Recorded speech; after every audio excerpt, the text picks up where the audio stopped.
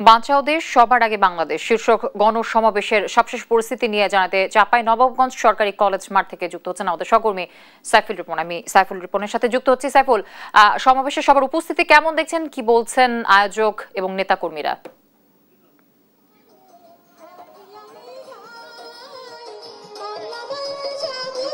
নবাবগঞ্জ সরকারি কলেজ মাঠে আজকের সেই গণসমাবেশে বিকেল ৩টা নাগাদ শুরু হওয়ার কথা রয়েছে মূল আনুষ্ঠানিকতা।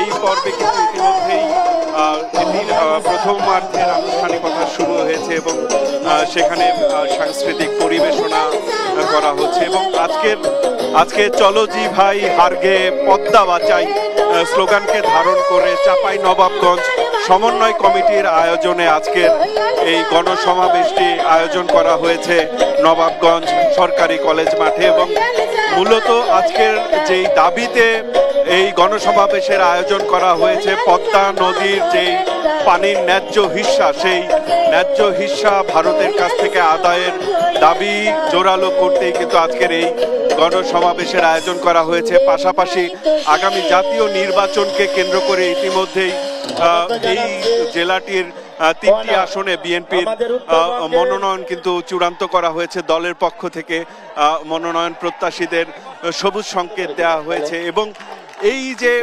মনোনয়ন প্রত্যাশী যারা দল থেকে প্রাথমিকভাবে মনোনয়ন পেয়েছেন তাদের পক্ষে যেন এই জেলাটির যারা বিভিন্ন স্তরের নেতাকর্মীরা রয়েছেন তারা নিজেদের মধ্যে ভেদাভেদ ভুলে যেন আগামী জাতীয় নির্বাচনে নিজেদের দলের প্রার্থীর পক্ষে কাজ করেন, এমনটি বার্তাও কিন্তু আজকে এই গণসমাবেশ থেকে দেয়া হবে বলে আমরা জানতে পেরেছি।